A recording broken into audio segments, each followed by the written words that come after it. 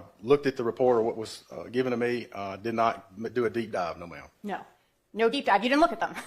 Say it again? No deep dive. I mean, you did not look at them, right? I don't recall if I did, yeah. Okay. I was So- busy. You never did any follow-up with Mr. Mitchell about him shooting back, did you? No. But you learned that at some point he said he did, right? Or they did. Yes, I did hear that, yes. Yeah, he's not answering the question.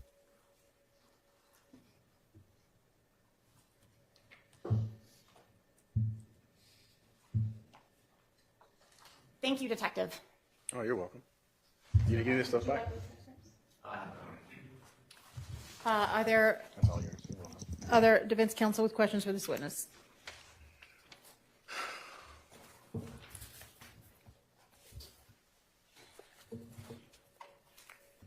We got a couple more attorneys that are about to come up here.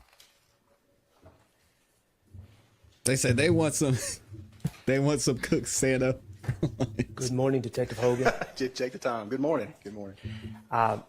We've met before, but my name's Max Shard. I represent Shannon Stillwell, okay? Okay. All right, and the case that we're talking today does not involve Shannon Stillwell at all, does it? Not that I know of, no. Okay. I just wanted to ask you one question on CrossE. You were asked about I wonder why testing Max is a up there. car, the inside of a car for gunshot residue. Right, yeah.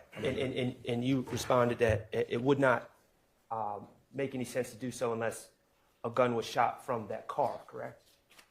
That would be the most obvious reason to do so, yes. We Okay, tested so for that. if a gun is shot from inside a car, if your investigation leads you to believe that a gun was shot from inside a car, you certainly would test for gunshot residue, correct? If there was any question that a gun was used inside the car, so if there was an allegation that it was, and Yep. there was reason to believe that it wasn't, we needed to prove that a gun was used in the car, then certainly we should process it inside the car for gunshot residue. Okay, and when you say process inside the car for gunshot residue, what does that mean? Well, we asked the ID unit. I've watched them do it several times. They have a Q-tip, and they swab areas, and they preserve that Q-tip, which gets sent to the GBI crime lab.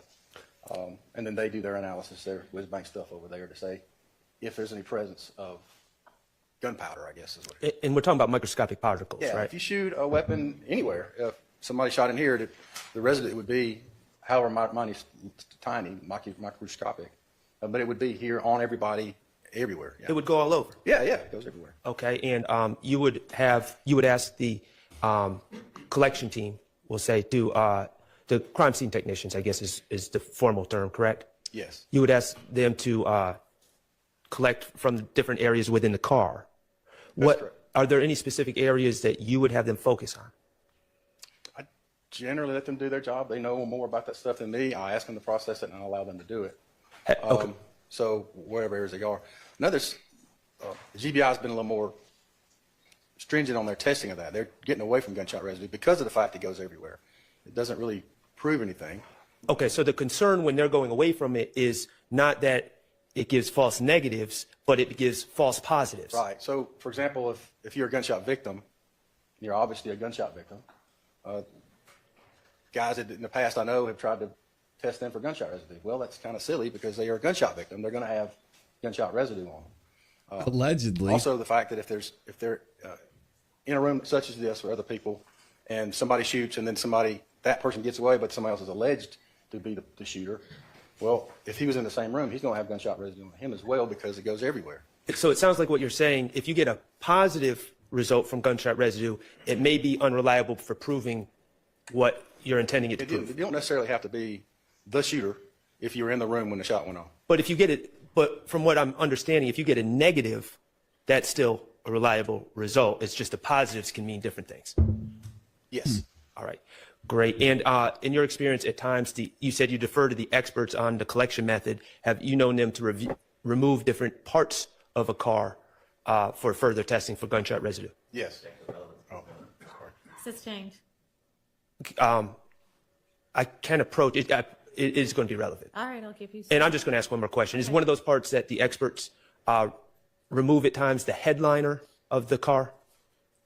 Yes. Okay. Thank you. No further questions. You're welcome. Any other defense? Go ahead.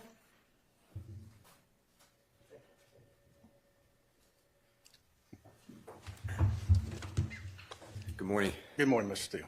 How are you? I'm great, thank you. Man, the Steel I'd like is to in the ask building. you, in your work, have you ever had the need or the opportunity to ask for and secure surveillance cameras from businesses? Several occasions, yes. Okay.